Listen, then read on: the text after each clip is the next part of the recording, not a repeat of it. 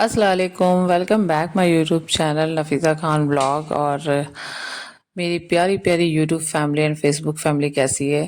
अल्लाह से दुआ करते हैं आप लोग बिल्कुल ठीक होंगे और मैं भी बिल्कुल ठीक हूँ। तो जैसे कि आप देख ही रहे हैं, घर के सारे काम होते रहेंगे अपने टाइम से। और आज मैं आपसे एक बहुत बहुत एक ऐसी स्टोरी बताने वाली हूँ, एक ऐसी बात बताने वाली हूँ शायद जो कि बहुत ज़्यादा मेरे करीब है, बहुत ज़्यादा। और शायद मैंने आपसे पहले कभी वो शेयर नहीं किया है, लेकिन आज मैं आपसे कुछ ऐसी बातें शेयर करने वाली हूँ जो कि कभी शायद मैंने कभी किसी के साथ भी शेयर नहीं किया।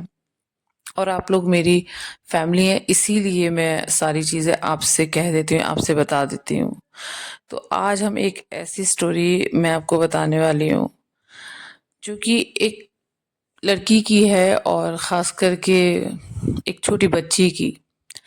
तो जी होता क्या है, जब वो छोटी होती है लगभग 5 या 7 साल की, तो उनके पापा का ना इंतकाल हो चुका होता है और उनकी अम्मी की दूसरी जगह शादी हो गई। लाइफ बहुत अलग हो गई। जैसे कि आप सभी जानते हैं कि जब एक स्टेप फादर आ जाए, उसके बाद कैसी लाइफ होती है। बट जो उनके स्टेप फादर थे ना, वो बहुत अच्छे थे, बहुत अच्छे। उन्होंने हमेशा बहुत ख्याल रखा। लेकिन ये बहुत बहुत टाइम पहले की बात है। उस टाइम ना स्कूल वगैरह भी नहीं हुआ करते थे, तो पढ़ाने वढ़ाने का स्कूल में कोई ऐसा सिस्टम नहीं था। बट उन्होंने अपनी बेटी को उर्दू, अरबी, इन सब चीज़ों से, दीन तालीम से नवाजा, उन्हें ये सारी चीज़ें तालीम दी। और उनकी बेटी ने ये सारी चीज़ें पढ़ी, बाकायदा बहुत मेहनत करी, बचपन से ही, शुरू से बहुत मेहनत। क्योंकि जब एक स्टेप फादर के घर में आते हैं ना, तो बहुत सारी चीज़ें चेंजेस भी होती हैं। स्टेप जो हमारे भाई बहन होते हैं, उनसे भी मुलाकात होती है, या वो होते हैं बाद में, तो उनके साथ लाइफ गुजारना एक अलग ही सिस्टम हो जाता है। तो लाइफ बहुत अलग अलग सी हो गई थी। बचपन से ही लाइफ इतनी, मतलब पहली सी इतनी ख़राब थी, क्योंकि पापा अलग हो गए, और फिर दूसरे पापा। तो ये सारी चीज़ें बहुत अलग थी। अब शुरू होती है कि जब कुछ टाइम बीत गया और वो बड़ी हो गई, उसके बाद उनकी शादी हो गई, बच्चे हो गए। हस्बैंड भी इस तरह के थे, थोड़ा स्ट्रिक्ट टाइप के, जिन्हें ज़्यादा चीज़ें पसंद नहीं थी, बाहर घूमना, ये सब चीज़ें नहीं पसंद थी। लेकिन उन्होंने जब उनके बच्चे हुए, उन्होंने अपने बच्चों को अपने जैसा ना करके उन्हें पढ़ाया लिखाया, उन्हें तालीम दी। और इतनी, मतलब हर मुश्किलों को झेल के, हर मुश्किलों से इतना दरगुजर करके उन्होंने अपने बच्चों को बहुत मेहनत से पढ़ाया। ऑब्वियसली आजकल के पेरेंट्स शायद इतनी मेहनत ना करते हो, क्योंकि बट जो पहले के पेरेंट्स थे ना, वो बहुत ज़्यादा मतलब मेहनत करते हैं। सबसे मेन चीज़ है कि वो अनपढ़ होने के बावजूद भी उन्होंने अपने बच्चों को इस काबिल बनाया कि वो अपना अच्छा बुरा सब कुछ समझ सकें। क्योंकि जब शादी होती है दूसरी जगह, तो लाइफ का एक दूसरा जो चैप्टर होता है ना, वो शुरू हो जाता है।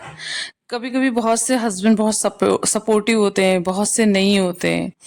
लेकिन जब उनकी लाइफ के बारे में मैंने सुना, मैंने उनकी लाइफ के बारे में इतना सब कुछ जाना, तो ये सारी चीज़ें बहुत अलग लगी कि जब आपके हस्बैंड इतने सपोर्टिव ना हो, आपके पेरेंट्स इतने सपोर्टिव ना हो, लेकिन उसके बावजूद आपने अपने बच्चों को काबिल बनाया, मेहनत करी। चाहे वो किसी के यहाँ झाड़ू लगाना हो, चाहे पोछा लगाना हो, चाहे घर का काम करना हो, आपने वो मेहनत करी और अपने बच्चों को उस काबिल बनाया कि वो आप अपने दम पर खड़े हो सकें, अपने पैरों पे खड़े हो सकें, अपना अच्छा बुरा समझ सकें। और उनकी उन्होंने इतनी अपने अच्छी बेटों को ही परवरिश नहीं, करी। अपनी बेटियों को भी इस काबिल बनाया है कि वो उन्हें एक ऐसे हुनर सिखाए कि वो कभी ऐसा ना हो कि वो अगर ज़्यादा पढ़ी लिखी ना हो, तो वो कुछ ऐसा हुनर उन्हें आता हो जिससे वो अपने लिए कुछ कर सकें। और इतना सब कुछ अच्छे से करा। लेकिन वो सब चीज़ें जो मैं बता रही हूँ, वो किसके बारे में है, क्या आप जान सकते हैं? जी वो बातें और वो जो स्टोरी जो मैं आपको बता रही हूँ, ये स्टोरी मेरी अम्मी की है। क्योंकि जब से मैंने होश संभाला, अपनी अम्मी को मैंने मेहनत करते हुए देखा। दिन रात अपने बच्चों के लिए कोशिश करना कि हर एक चीज़ उन्हें मुहैया कराए, हर चीज़ वो दिलाए जो उनके अंडर में आती थी, जो उनके बैलेंस में आती थी। और शायद एक माँ का प्यार ना एक माँ ही समझ सकती है, और वो जब समझ सकती है जब वो खुद माँ बनती है। तो मेरी अम्मी ने हम सारे भाई बहनों के लिए इतना कुछ किया, इतना कुछ किया कि मैं शायद उसके बारे में एक एक कहते ना, एक लफ्ज क्या 1000 लफ्ज भी उस चीज के लिए कम पड़ जाएंगे कि उन्होंने हम सारे भाई बहनों के लिए इतना कुछ किया। कभी कभी होता है ना कि हम औलाद के लिए कितना कुछ करते हैं, लेकिन औलाद कुछ नहीं कर पाती है माँ बाप के लिए। लेकिन आज ये चीजें फील होती हैं। हमने भी कुछ हो सकता है इस तरह की गलतियां की हों उनके लिए, लेकिन आज ये फील होता है काश काश वो हमारे साथ हों। उन्हें गुजरे हुए काफी वक्त हो गया, लगभग 1 साल पहले उनका इंतकाल हो गया। आज वो मेरे साथ नहीं है, मेरे माँ बाप दोनों नहीं है।